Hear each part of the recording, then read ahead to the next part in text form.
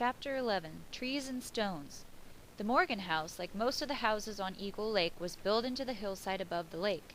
The upper floor was originally all there was, the lower floor having been added on the lakeside later by remodeling the garage and building an addition. It is on the lower floor that Sarita lives, in what used to be the garage, a big room with a sink, a tiny refrigerator, and a couch that opens into a bed.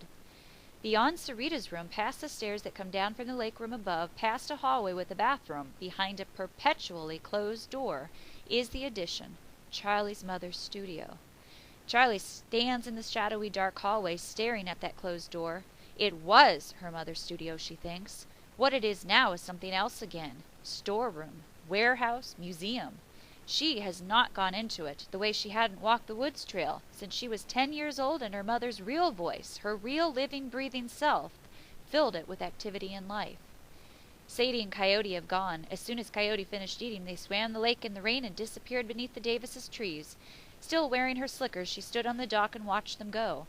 Her father left moments later, and Charlie was alone with the rain. The empty day and the empty house stretched ahead of her like a trek across the wilderness. If the rain continued, she wouldn't even go to sit at the boulder and play Jane Goodall in Coyote's territory. She took a shower, scrubbing carefully to get rid of the poison ivy oil, washed and dried her hair, put on clean clothes, and considered fixing herself something to eat. She tried to find a movie she wanted to watch on television. She picked up and put down 3 books. And then she crept down the stairs, feeling like an intruder as she moved through Sarita's room and into the hall. Her mother's voice has been in her head since she fell on the trail. Listen, listen. Since before that, since the dream. It is what brought her here, as if she's following the sound. Now she watches her hand reach for the knob, the way a camera would focus close into a movie, and opens the door. She stands at the open door, listening to the rain pound on the roof over her head, and then steps inside. Dust, silence. She touches the wall switch, and the long room is flooded with light. Too much light. Quickly she turns it off and goes to the desk by the nearest window to turn on a reading lamp. Her mother's photographs, some framed, some only matted, cover mostly every inch of a wall above the built-in cabinets that line much of the room. Each one is a photo of some bit of Eagle Lake. Her mother believed that all of nature could be found in any part of it. "I don't have to go any further than our woods," she used to say, until someone who had seen her work lured her away to a rainforest in Brazil. Charlie would never know why her mother went, what she found there. Whatever pictures she took vanished from the world as completely as she did when the plane went down. On the floor, leaning against one leg of the work table that takes up the center of the room, their brown paper-covered backs facing her, are the framed photos that Charlie took down from the walls of her room the day of the funeral. She doesn't even remember now what they are. She leans down to turn the first one around. Mistake. Seeing it is like a blow to the stomach. It is the picture her mother took for her of the fairy castle. It isn't really a fairy castle, of course. It's only the stump of an ancient pine tree, broken off a foot or so above the ground. The black and white photo was taken early one morning when mist was still rising from the moss in the first rays of morning sun. The plates of the pine tree's bark, layer after thin layer, form a jagged ring of concentric circles, the castle's battlements. Around the central core, a space like a courtyard, carpeted with moss. In the middle of the courtyard, a tower of splintered wood, crusted with lichen, rises another foot. Between 2 roots, a hole leads into darkness beneath, like an entrance to the mysterious interior. It was Charlie who named it the Fairy Castle, playing there when her mother took photographs or waited to take them. 1,000,000 times she must have imagined herself going into the hole between the roots, down into darkness, and then up into that candlelight glittering rooms of the castle. The kitchen, the bedrooms, the dining hall. The stump must still be out there, just a plain old stump like plenty of others, probably nearly hidden now by leaves that have never been brushed away, as she used to do, keeping the courtyard clear, the entrance open. But it was magical when she was little enough to believe, almost believe, in fairies. The photograph used to hang on the wall across from her bed, where she could see it as soon as she opened her eyes. Even now she can almost see a figure standing in the castle courtyard, dressed in shades of brown and green, slim and winged like a dragonfly with transparent, iridescent doubled wings. Charlie turns the photo around again and straightens up. The cheerful, friendly clutter that was her mother's way of working had been tidied away. Her father, or Sarita, has packed most of her mother's belongings into boxes that stand open on the table. By the door at the far end of the room that leads outside, boxes are stacked on the daybed under the window. The bigger equipment has been draped with cloth, standing now like hulking ghosts. The door to the darkroom stands ajar, the sign that used to warn Charlie away when the darkroom was in use hanging crooked from its hook. She has been right to stay away from here, she thinks. She goes to turn off the lamp and notices a stack of books on the desk. They are new and all the same, a coffee table book she has never seen before. Trees and Stones Will Teach You by Colleen Morgan. Charlie stares at her mother's name. Colleen Morgan. What use is a name when there's no person to attach it to? No person to answer if you say it aloud? The book's cover photo, taken from the water, is of the sweet gum her mother called Tree. Surrounded by woods, thousands and thousands of trees, her mother loved this one best. Somewhere in these cabinets, in these drawers, Charlie thinks, there must be hundreds of photos of Tree. In every season, in every kind of weather, in every kind of light. Weed trees people call sweet gums. When a pair of beavers started chewing the bark of eagle leaf trees, the community considered getting someone in to kill the beavers and save the woods, until they found out that beavers have a preference for sweet gums. They can take all of those they want, the president of the board said. Charlie's mother pointed out later that the beavers never laid a tooth on Tree. He's a survivor, she said. Enormously tall, Tree was growing on the hillside above the creek more than 70 years ago when the dam was built. As the water rose, the lake gradually surrounded Tree so that it was growing almost completely in the water. Other trees along the waterline gradually died, their roots drowned. But Tree stayed on, green, then red, then bare-boned, then green again. Charlie went with her mother to see Tree by the water more times than she could remember. Her mother would pull the canoe against his trunk, touch him, talk to him. Charlie picks up the book on the top of the stack, opens it, and leafs through the pages. Like most of the books her mother took photographs for, this one has more pictures than words. Across from each photo is a short poem or a quotation. On the title page is the rest of the title quotation. Trees and Stones Will Teach You That Which You Can Never Learn from Masters. St. Bernard of Clairvaux. Charlie looks at the cover photo again. Tree stands out against the green shrubs of the hillside, his trunk centered between the deep red of his autumn leaves. Above in their reflection is the water from which he grows. Survivor. How can a tree live in water more than 70 years and the human who loved and admired him vanish in an instant, half a world away from home? Charlie turns out the light and leaves the studio, carefully closing the door behind her. She shouldn't have come, she thinks. But she takes the book with her. Chapter 12. Photographs. Charlie takes the book to her room and drops it on her bed. Then she stands, listening to the rain, aware of the emptiness around her, thinking about going back to her chair in the lake room, finding a funny movie to watch on television, a movie that'll take her away from Eagle Lake, make her laugh. But she doesn't go. The book, its doubled image of Tree and autumn, holds her like a magnet. Colleen Morgan, award-winning nature photographer. Where is she now? How can it be that her mother just isn't anymore? Finally, she settles onto the bed, fluffs her pillow behind her, switches on her reading light, and begins to turn the pages slowly, looking at the photographs, reading the quotations. Colleen Morgan might be gone, but her work, the last work she finished, is here.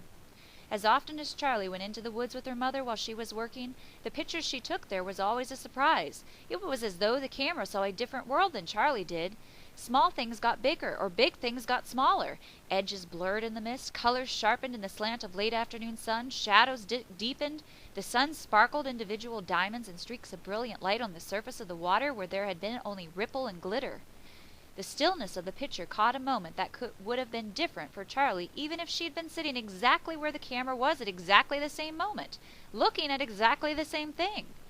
For her, the bird would have moved its head, the leaf would have shifted in the wind, the spider would have walked along the strand of its web. She never understood how her mother could know what the camera would hold in place, how she even saw the image she wanted to catch. One of the photos in the book saw a cedar waxwing on a bare winter branch, leaning to place a dogwood berry into the beak of another cedar waxwing. How had she caught that moment? How had she ever known to have her camera ready? It is a question Charlie never thought to ask when her mother was there. She was too young to wonder then, too young to care about the work her mother did. She had expected her mother to be there, in her world, in her life, as long as she needed her. Now, this minute, Charlie wants more than anything to ask her mother this question. How did she do what she did? That isn't all she wants to know. She wants to know why. Why photography? Why nature? And why did she change her mind and go off to take pictures of the rainforest? Charlie looks at the copyright date in the book. It came out after her mother was gone. This is the book Colleen Morgan was talking about, working on, finding quotations and choosing photos for, just before she left for Brazil. She never saw the finished book. Would she have been satisfied with it? Would she have liked it? Charlie wonders which she chose first, the photos or the words. On the page across from the cedar waxwings, Charlie reads, "Love cannot be forced. Love cannot be coaxed and teased. It comes out of heaven, unasked and unsought. Pearl Buck." She turns the page. The next photo was taken in the Morgans' yard, easy to recognize because theirs is one of only 3 houses on the lake that has a lawn. Everyone else has just woods, shrubs, with a garden here or there and whatever sunlight can be had among the trees. The photo is a tight close-up, the blades of grass huge, like a dense green forest, bright above, shadowy at the base. A ladybug on one blade, shiny in the sunlight, is the size of a dime. Across from that page are the words, "Every blade of grass has its angel that bends over it and whispers, 'Grow, grow,'" the Talmud. There are no angels, only grass and ladybug. Charlie remembers her mother mowing the grass. The images are hazy. Raggedy blue jeans, green-stained sneakers, no face. Like the way sometimes in a dream she knows who someone is but can't see them. Colleen Morgan hated having a whole yard full of grass that needed cutting. Hated cutting it, but it was a job she never let her husband do. She would pull the cord to start the mower and shout for all the living things hiding in the grass to get out of the way. She would move very slowly, stopping if she saw a cricket or katydid and wasn't moving out of the way fast enough. "Head for the short grass," she'd yell. "I won't be coming back over what I've already cut." If she saw a toad in front of her, she'd stop the mower altogether and move the toad out of the way, dropping it among the azalea bushes or in the flower garden at the front of the house. Charlie remembers a summer when her mother found a yellow jacket nest in the grass by the willow tree she'd planted as part of her campaign to replace lawn with trees. Mr. Sutcliffe was always being stung by those yellow jackets in his yard. "The first one that stings you puts a smell on you," he told Charlie once, "and the rest come after you then. Get stung one time, you'll get stung 50 times. Charlie and her mother saw him one day when they were out in the canoe, running from his mower, waving his arms around his head. He dashed into his house, yelling and flailing, and slammed the door. For days afterward his mower sat abandoned as the grass grew taller around it. If you get yellow jackets, you have to go out in the middle of the night and pour gasoline or boiling water down their hole," he told them. But her mother didn't do that. The first day she found the nest, she stood near it as yellow jackets came and went, talking to them. "I've got to mow," she told them, "but I don't want to hurt you. You can just keep coming and going until I tell you that the next pass will go over the nest. Then you have to either go down inside or stay out till I've passed over. It'll just take a minute or two, then you can go back to business as usual." Her father teased her about it all summer. My wife, the wasp whisperer. But Colleen Morgan never got stung a single time. Charlie asked her why she didn't tell Mr. Sutcliffe that he didn't have to use gasoline, but she said it was better not to challenge people's fixed beliefs. The next year, the wasps didn't nest in the Morgans' yard. Her father does the mowing now, and he just mows, not worrying about what might be in his way, but they've never had yellow jackets again. Mr. Sutcliffe still gets stung every summer. Charlie touches the photo, feeling the slick surface under her fingers, as if by touching this page she would touch her mother as she lay in the grass, focusing her lens on a ladybug walking a green blade. She flips through the pages then, skimming, not really looking, not reading, till a photo stops her. It is a beaver, crouched in the water at the edge of the lake among some sort of leafy plants, its wet fur slicked back, silver water drops scattered along its back. It holds a piece of green plant in its front paws, its eyes staring straight off into the distance, as if it had stopped eating to consider something. It is not a picture her mother could have taken when Charlie was with her. As hard as she tried, she was never quiet enough for that. If a beaver heard the slightest sound, a twig breaking, a sigh, or a cough, or a sniffle, it would be gone with a resounding crack of a tail against water. Charlie doesn't know how her mother stayed quiet enough. She never made a blind for herself, never hid from the animals she photographed. She just sat still and waited. To understand any living thing, the quotation on the facing page said, you must creep within and feel the beating of its heart. Creep within and feel the beating of its heart. Yes, that's what Charlie wants to do with Coyote. The rain is still drumming on the roof, and she thinks of Coyote huddled under the Davises' picnic table, taking what shelter he can from the rain. The Davises are probably home by now, probably have Sadie inside where she can be drying off. There's nowhere for Coyote to go to get dry. What is he feeling? What's he thinking? Do dogs think? She closed the book. Creep within and feel the beating of its heart. Impossible! She can't even feel her own.